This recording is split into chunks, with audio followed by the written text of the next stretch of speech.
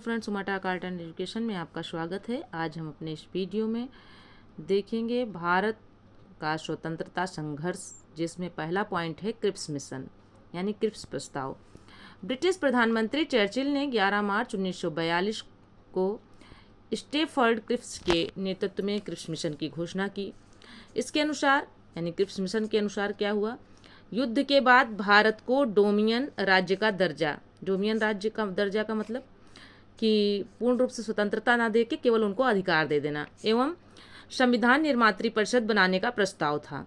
Cripps mission के अनुसार मुस्लिम league भारतीय संघ को स्वीकार करने या ना करने को स्वतंत्र होगी तथा राजाओं को भी अलग अलग राज्य स्थापित करने का अधिकार दिया जाएगा। यानी उनका यही कहना था कि डोमिनियन राज्य बनाने का मतलब था कि अधिकार तो सारे दे देंगे, लेकिन मतलब अंग्रेजों का शासन तब भी रहेगा। कांग्रेस और मुस्लिम लीग दोनों ने क्रिप्स प्रस्ताव को अस्वीकार कर दिया। अस्वीकार क्यों किया गया? क्योंकि यह किसी भी प्रकार भारतीय स्वतंत्रता की बात नहीं करता था। इसे भविष्य का वादा करार दिया गया था। गांधी ने इस प्रस्ताव को उत्तर तिथि में चेक, पोस्ट डेटेड चेक कहा था, जबकि जवाहरलाल नेहरू ने इसको कहा था, इस क्रिप्स मिशन को क्या कहा था, यानी क्रिप्स प्रस्ताव को क्या कहा था, डूबते हुए बैंक का उत्तर तिथिक चेक कहा था।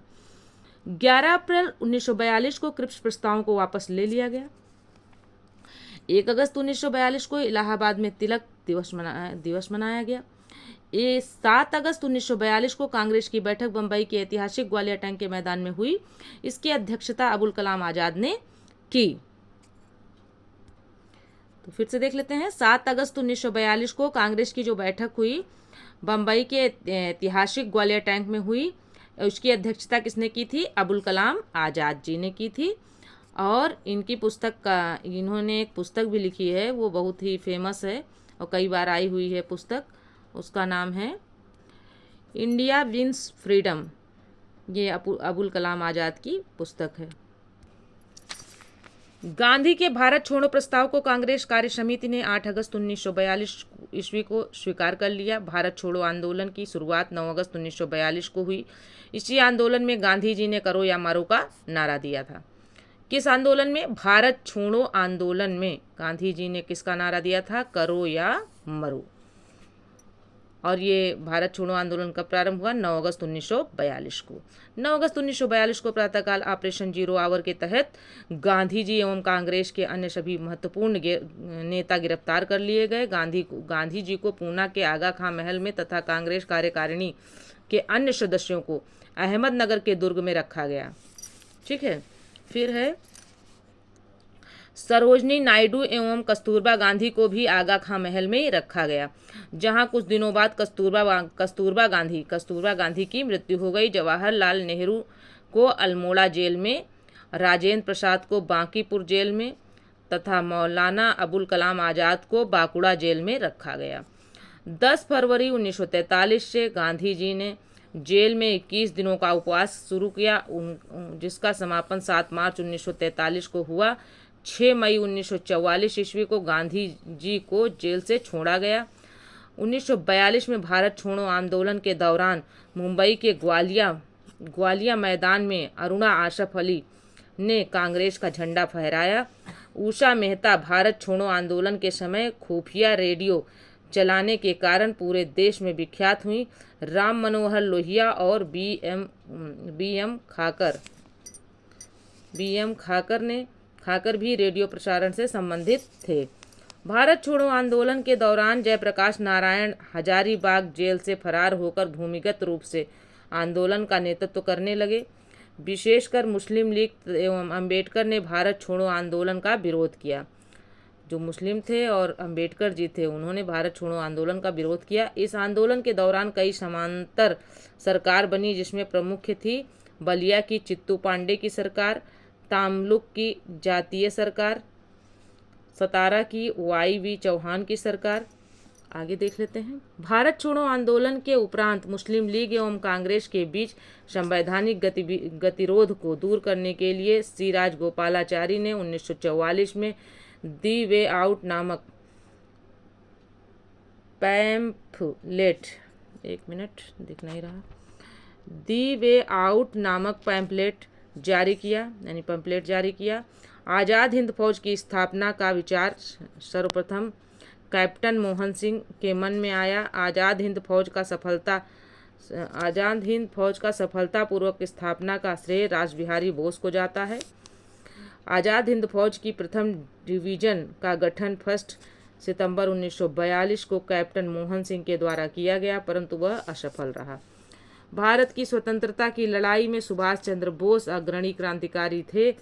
भारत की स्वतंत्रता हेतु विदेशी सहायता प्राप्त करने के लिए बोस 1941 में जर्मनी पहुंचे। वहां जर्मन विदेशी मंत्रालय की सहायता से उन्होंने द फ्री इंडिया सेंटर का गठन किया, जहां से वे आज़ादी के पक्ष में पर्चे छपवाते थे तथा भाषण देते थे। 1942 में बोस ने उत्तरी अफ्रीका से पकड़े गए भारतीय युद्ध बंदियों को भर्ती कर 10,000 सैनिकों का दल गठित किया, जिसे फ्री इंडियन लीजन कहा गया। सुभाष चंद्र बोस ने 21 अक्टूबर 1943 को सिंगापुर में स्वतंत्र भारत की अस्थायी सरकार का गठन किया, जिसका जर्मनी व जापान ने समर्थन किया। अक्टूबर 1943 ईस्वी में सुभाष चंद्र बोस को आज़ाद हिंद फौज का सर्वोच्च सेनापति बनाया गया। आज़ाद हिंद फौज के 3 ब्रिगेडों के नाम सुभाष ब्रिगेड, गांधी ब्रिगेड तथा नेहरू ब्रिगेड एवं महिलाओं की ब्रिगेड का नाम लक्ष्मीबाई रेजिमेंट तथा लक्ष्मीबाई रेजिमेंट का नेतृत्व कैप्टन डॉक्टर लक्ष्मी स्वामीनाथन सहगल ने किया। इस रेजिमेंट का एक और कमांडर जानकी नप्पन थी। आज़ाद हिंद फौज का झंडा कांग्रेस के तिरंगे झंडे की भांति था, जिस पर दहाड़ते हुए शेर का चिन्ह था। 8 नवंबर 1943 को जापान ने अंडमान और निकोबार द्वीप सुभाष चंद्र बोस को सौंप दिए। नेताजी ने इनका नाम क्रमशः शहीद द्वीप और स्वराज द्वीप रखा। 22 सितंबर 1944 को सुभाष चंद्र बोस ने शहीदी दिवस मनाया। टोक्यो जाते हुए फार्मूसा द्वीप के बाद अचानक हवाई जहाज में आग लग जाने से सुभाष चंद्र बोस 18 अगस्त 1945 को मारे गए, परंतु इस दुर्घटना को अभी तक प्रमाणित नहीं माना गया है। सुभाष चंद्र बोस का जन्म 23 जनवरी 1897 ईस्वी को कटक, उड़ीसा में हुआ था। आज़ाद हिंद फौज के गिरफ्तार अधिकारी पी.के. सहगल, कर्नल गुरुदयाल ढिल्लन एवं मेजर शहनवाज खां पर राजद्रोह का आरोप लगाकर दिल्ली के लाल किले पर नवंबर 1945 ईस्वी में मुकदमा चलाया गया। वायसराय ने इनकी सज़ा माफ़ कर दी। आज़ाद हिंद फौज के अभियुक्तों की तरफ से अरुणा आसफ अली, तेज बहादुर सप्रू, जवाहरलाल नेहरू, फूला भाई देसाई नेतृत्व एवं के.एन. काटजू ने पैरवी की थी। यानी फूला भाई देसाई ने इसका नेतृत्व किया था और के.एन. काटजू ने पैरवी की थी। आगे देख लेते हैं। कराची में 20 फरवरी 1946 को वायुसेना के कुछ सैनिकों ने ब्रिटिश सरकार के विरुद्ध हड़ताल कर दी। बम्बई, लाहौर, दिल्ली में भी यह शीघ्र ही फैल गई। इसमें लगभग 5200 सैनिक ने भाग लिया। इसकी प्रमुख मांग थी कि भारतीय और अंग्रेज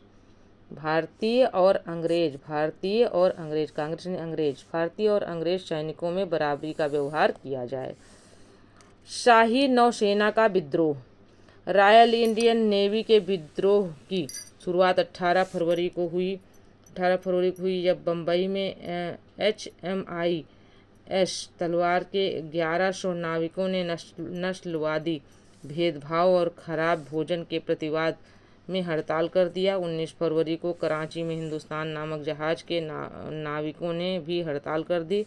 कराची में दमनपूर्वक आत्मसमर्पण कराया गया, जिसमें 6 नाविक मारे गए। नौसेना विद्रोह में इंकलाब जिंदाबाद, जय हिंद, हिंदू मुस्लिम एक हो, ब्रिटिश साम्राज्य मुर्दाबाद, आज़ाद हिंद फौज के कैदियों को रिहा करो आदि नारे लगाए गए। इसके प्रदर्शन में 3 झंडे साथ चलते थे। कांग्रेस का तिरंगा, लीग का हरा, और बीच में कम्युनिस्ट पार्टी का लाल झंडा। सरदार वल्लभ भाई पटेल एवं जिन्ना ने इन्हें आत्मसमर्पण की सलाह दी। 24 फरवरी 1946 को विद्रोहियों ने आत्मसमर्पण करते हुए कहा कि हम भारत के सामने समर्पण कर रहे हैं, ब्रिटेन के सामने नहीं। नौसेना विद्रोह के समय नौसेना अध्यक्ष एडमिरल गोल्डफ्रेड था। आगे देख लेते हैं नोटेड पॉइंट में। नौसेना विद्रोह को भारत की लाल क्रांति की संज्ञा दी गई है। किस विद्रोह को? नौसेना विद्रोह को।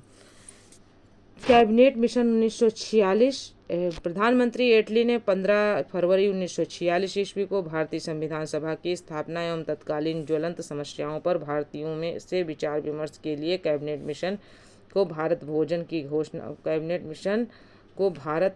की घोषणा की। 24 मार्च 1946 को कैबिनेट मिशन दिल्ली पहुंचा।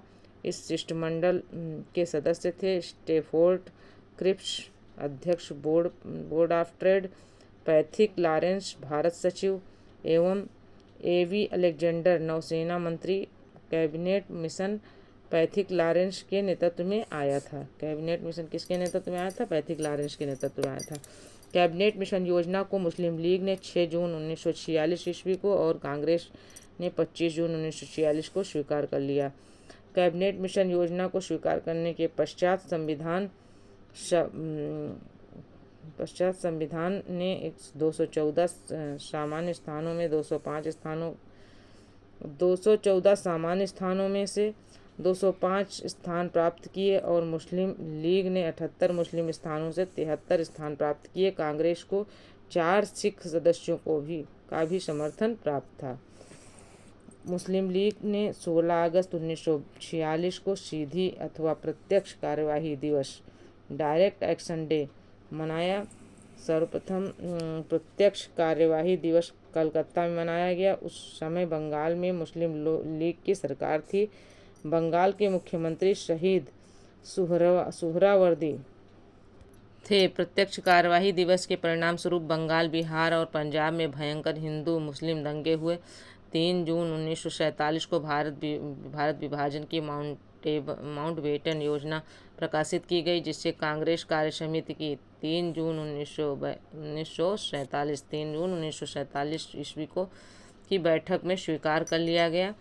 14 जून 1947 ईस्वी को कांग्रेस महासमिति की बैठक में गोविंद बल्लभ पंत ने देश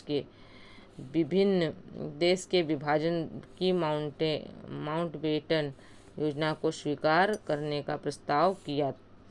इस प्रस्ताव का समर्थन अबुल कलाम आज़ाद ने किया, जो बंटवारे का विरोध करते आ रहे थे। आज़ाद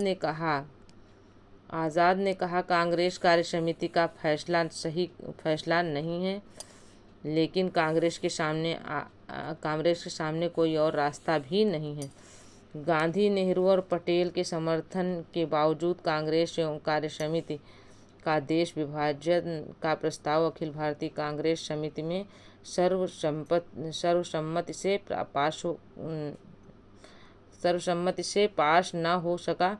161 सदस्यों ने उसके खिलाफ वोट दिया या वे तटस्थ रहे।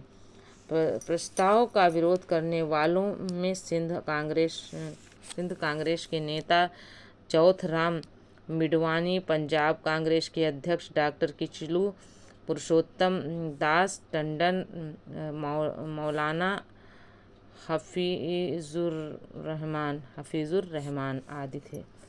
आगे देख लेते हैं। मुस्लिम लीग की काउंसिल की बैठक माउंटबेटन योजना पर विचार करने के लिए 10 जून 1947 को नई दिल्ली में बुलाया गया। लीग ने फिर से देख लेते हैं फ्रेंड्स। मुस्लिम लीग की काउंसिल की बैठक माउंटबेटन योजना पर विचार करने के लिए 10 जून 1947 को नई दिल्ली में बुलाई गई। लीग ने भारी बहुमत से इस योजना को स्वीकार किया। लीग की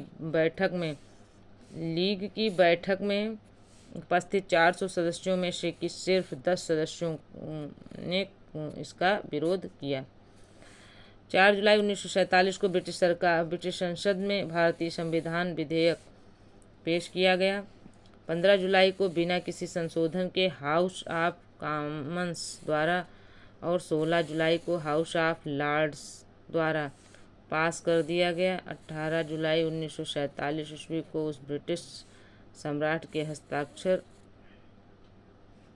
एक मिनट फिर से देख लेते हैं। 18 जुलाई 1947 ईस्वी को उस पर ब्रिटिश सम्राट के हस्ताक्षर हो गए। इसके अनुसार देश को 15 अगस्त 1947 को 2 डोमिनियनों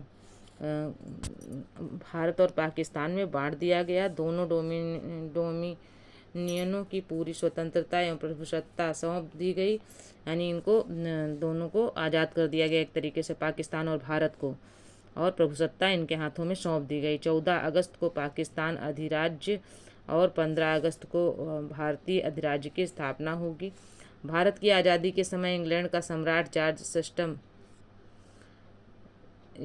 था। यह भारत का अंतिम सम्राट एवं कॉमनवेल्थ नेशन का प्रथम प्रधान था।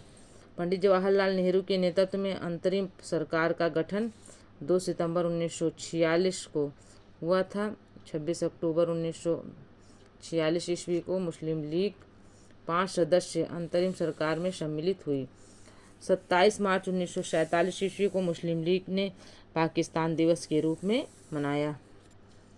स्वतंत्रता प्राप्ति के समय कांग्रेस के अध्यक्ष JB कृपलानी एवं ब्रिटेन के प्रधानमंत्री क्लीमेंट एटली लेबर पार्टी थे। भगत सिंह के विरुद्ध मुखबरी करने के कारण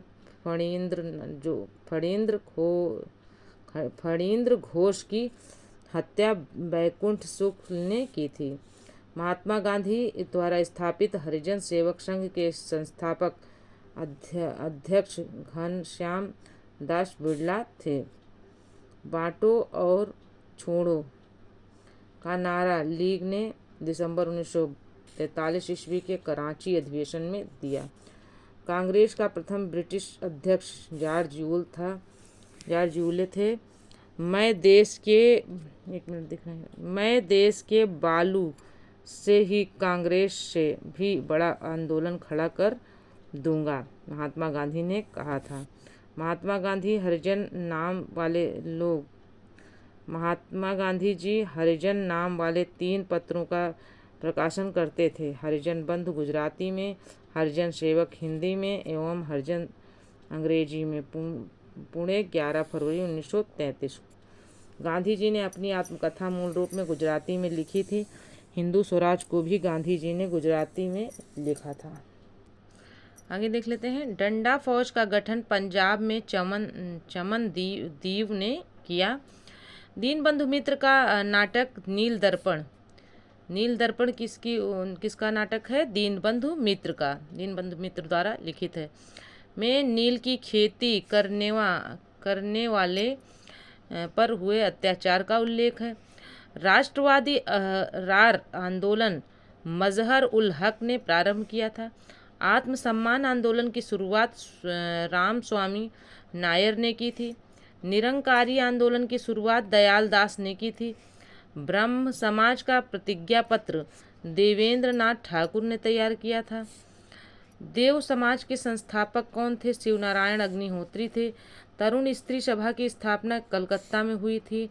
भारत भारतीयों के लिए यह नारा आर्य समाज ने दिया था। स्वामी विवेकानंद ने 1893 ईस्वी में शिकागो में विश्व धर्म सम्मेलन में संबोधित किया था, यानी भाग लिया था और उसको सभा का संबोधन भी किया था। बंगाल में मुस्लिम जागरण का पिता नवाब अब्दुल लतीफ़ खान को कहा जाता है। दिल्ली षड्यंत्र केस में दीनानाथ के द्वारा मुखबिरी की गई थी। अलीपुर केस में सरकारी गवाह नरेंद्र गोसाई बन गया था। सबसे कम उम्र में फांसी की सजा पाने वाला क्रांतिकारी खुदीराम बोस था। इनकलाब जिंदाबाद का नारा भगत सिंह ने दिया था। शहीद आजम के नाम से किसे जाना जाता है? तो भगत सिंह को जाना जाता है। भगत सिंह को फांसी की सजा सुनाने वाला न्यायाधीश G.C. हिल्टन था। सबके लिए एक जाति, एक धर्म, एक ईश्वर का नारा श्री नारायण गुरु ने दिया था। सवर्ण हिंदुओं की फांसीवादी कांग्रेस कहकर कांग्रेस का चरित्र निरूपण मोहम्मद अली जिन्ना ने किया था। मैं एक क्रांतिकारी के रूप में कार्य करता हूँ, यह कथन है जवाहरलाल नेहरू का। महात्मा गांधी को महात्मा रविन्द्रनाथ टैगोर ने महात्मा गांधी को महात्मा तथा रविन्द्रनाथ टैगोर ने तथा राष्ट्रपिता सुभाष चंद्र बोस ने एवं अर्धनग्न फकीर फ्रैंक मोरिस ने कहा था। ये पूछा जाता है अर्धनग्न फकीर गांधी जी को किसने कहा था, तो फ्रैंक मोरिस ने कहा था। आगे है वल्लभ भाई पटेल को सरदार की उपाधि बारदोली सत्याग्रह की सफलता के बाद वहां की महिलाओं की ओर से गांधी जी ने प्रदान की। हाली पद्धति गुजरात के बारदोली क्षेत्र में कालिप राज जनजाति को इस पद्धति के अंतर्गत उच्च जातियों के यहाँ पुश्तैनी मजदूर यानी बंधुआ मजदूर के रूप में कार्य करना होता था। 1927 ईस्वी वगलिपराजों के वार्षिक सम्मेलन की अध्यक्षता महात्मा गांधी ने की और कालिपराजों को रानी पराज वनवासी की उपाधि दी। सुभाष चंद्र बोस को सर्वप्रथम नेताजी एडोल्फ हिटलर ने कहा था। सुभाष चंद्र बोस को नेताजी किसने कहा था, एडोल्फ हिटलर ने कहा था। गोखले के आध्यात्मिक एवं राजनीतिक गुरु MG रानाडे थे। महादेव गोविंद रानाडे उनका पूरा नाम था। महात्मा गांधी के राजनीतिक गुरु गोपाल कृष्ण गोखले थे। सुभाष चंद्र बोस के राजनीतिक गुरु देशबंधु चित्तरंजन दास थे। भारत का बिस्मार्क सरदार वल्लभ भाई पटेल को कहा जाता है। शुद्धि आंदोलन के प्रवर्तक स्वामी दयानंद सरस्वती थे। 19वीं शताब्दी के भारतीय पुनर्जागरण का पिता राजा राम मोहन राय को कहा जाता है। अखिल भारतीय हरिजन संघ की स्थापना महात्मा गांधी ने की थी। राष्ट्रीय युवा दिवस स्वामी विवेकानंद से संबंधित है। यंग बंगाल आंदोलन के प्रवर्तक विवियन डिरोजियो हैं। विवियन डिरोजियो था। कांग्रेस ने मौलाना अबुल कलाम आज़ाद की अध्यक्षता में भारत छोड़ो प्रस्ताव को पारित किया। भारत के पितामह grand old man of India Dadabhai Naoroji को कहा जाता है। गोपाल हरिदेशमुख को लोकहितवादी के नाम से जाना जाता है। किसको, गोपाल हरिदेशमुख को। बिना ताज का बादशाह सुरेंद्रनाथ बनर्जी को कहा जाता है। A.O. Hume hermit of Shimla. A.O. Hume 1885 से 1907 ईस्वी तक कांग्रेस के प्रधानमंत्री। फिर से देख लेते हैं। A.O. ह्यूम 1885 से यानी 1885 से 1907 ईस्वी तक कांग्रेस के महामंत्री रहे। कांग्रेस के प्रथम मुस्लिम अध्यक्ष बदरुद्दीन तैयब जी थे। रॉलेट एक्ट को बिना अपील, बिना वकील तथा बिना दलील का कानून माना गया, जिसको काला कानून के नाम से भी जानते हैं। मोहम्मद अली एवं शौकत अली ने 1919 ईस्वी में खिलाफत आंदोलन की शुरुआत की। 3 गोलमेज सम्मेलनों में भाग लेने वाले भारतीय नेता थे डॉक्टर भीमराव अंबेडकर। 22 दिसंबर 1939 को कांग्रेस मंत्रिमंडल ने सामूहिक रूप से त्यागपत्र दिया। इस दिन को मुस्लिम लीग ने मुक्ति दिवस के रूप में मनाया। गांधी जी ने क्रिप्स प्रस्ताव पर कहा, यह एक प्रकार की गांधी जी ने क्या कहा, यहाँ से फिर से देख लेते हैं फ्रेंड्स। 22 दिसंबर 1939 को कांग्रेस मंत्रिमंडल ने सामूहिक रूप से त्यागपत्र दिया। इस दिन को मुस्लिम लीग ने मुक्ति दिवस के रूप में मनाया। गांधी जी ने क्रिप्स प्रस्ताव पर कहा, यह एक आगे की तारीख का चेक है जिसका बैंक नष्ट होने वाला है। It is a post dated cheque of a failing bank. Independence for India League की स्थापना जवाहरलाल नेहरू और सुभाष चंद्र बोस जी ने की थी। इंडिया इंडिपेंडेंस लीग की स्थापना रास बिहारी बोस ने की थी। राष्ट्रीय स्वतंत्रता आंदोलन के दौरान कुख्यात सेलुलर जेल अंडमान में स्थित है। आर्य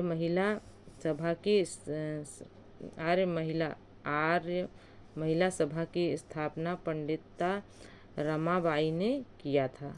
तो फ्रेंड्स, यह वीडियो यहीं तक था। वीडियो में जो जानकारी दी गई हो अगर वो अच्छी लगे तो चैनल को सब्सक्राइब करें, वीडियो को लाइक करें, अपने दोस्तों में शेयर करें। ओके फ्रेंड्स, मिलते हैं अगले वीडियो में।